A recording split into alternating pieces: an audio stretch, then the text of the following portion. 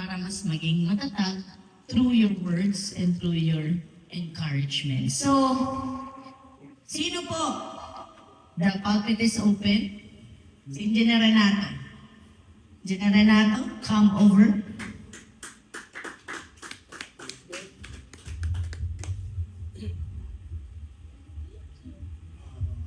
Salamat po ako sa inyo na lalo na po sa simbahan. Pinag-usapan po natin yung utang.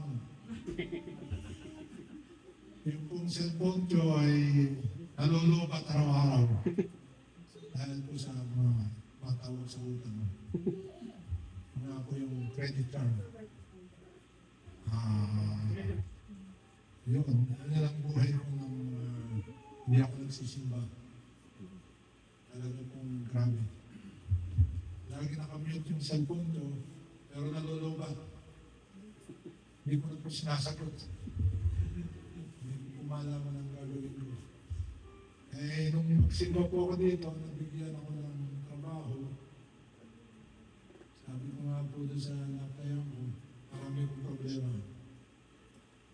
Pasuikan ako, may utang ako sa credit card.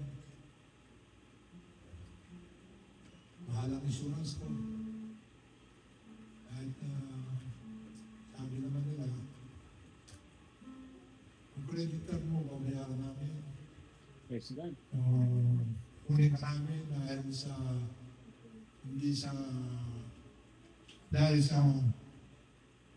experience mo, sabi nila. Ayusin namin ang problema mo. Yun lang po ay nangyari. Totoo lang po, galit po ako sa pamilya na ayaw gumawa ng masama. Kaso ayaw di magsimba. Kaya siguro po ako minamahal sa ayaw magsimba. Kaya nung magsimba po ako, ayan ang nangyari. Naayos po lahat. Ang credit card ko po ngayon, binabayaran ng company ko ng 2,000 naman.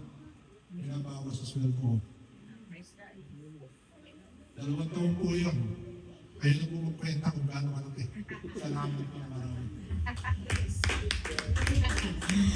Ang mahalaga, matatapos din yan, Engineer. Yun ang mahalaga, matatapos din.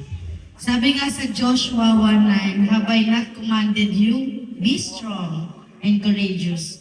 Do not be frightened and do not be dismayed. For the Lord your God is with you wherever you will go. So, yun yung ako naman. So, yun ang aking pinanghawakang verse. Sabi sa akin ng Lord, when I decided to resign in Saudi German Hospital, sabi ko, mukhang mawawala na ako ng trabaho. But with the grace of the Lord, sa tulong niya, through prayers and believing with the Lord, ano ang kailangan, ano ang magagawa ng Diyos sa buhay ko, I'm completely transferred po sa new company. So I just started po last Wednesday. And 2 days po akong nag-start. So day off today and tomorrow. So po yung sa pinagpipray ko, yung hindi po ako magigilty na umabsent ng Sabado. Kasi sa Saudi German may pasok talaga ako ng Sabado eh. Pero hindi ako pupasok ng Sabado. So guilty ako doon. Isa po sa pinagpapasalamat ko sa Lord na binigyan niya ako ng opportunity na makalipat ng maayos, with a smooth transaction, lahat po ng kailangan ko na hindi ko akalain. Talagang pinagpapasalamat ko yung biyahe sa araw-araw. Medyo malayo po kasi. Pero po, may nagtanong sa akin one time, napapagod ka ba sa biyahe? Parang sa ngayon, hindi ko pa talaga masabi, pero ako kasi yung tipo na may hilig magbiyahe. So, hindi ako napapagod sa biyahe. Kasi natutulog lang ako eh. So, ayun, nagpapasalamat po ako sa Lord for the opportunity, for the new opportunity, and I always pray na the protection po para po sa bawat isa, and nagpapasalamat ako sa guidance niya through this journey for the new company. So, ayun po. To God be all the glory po. Yes, God. So, sino pa po?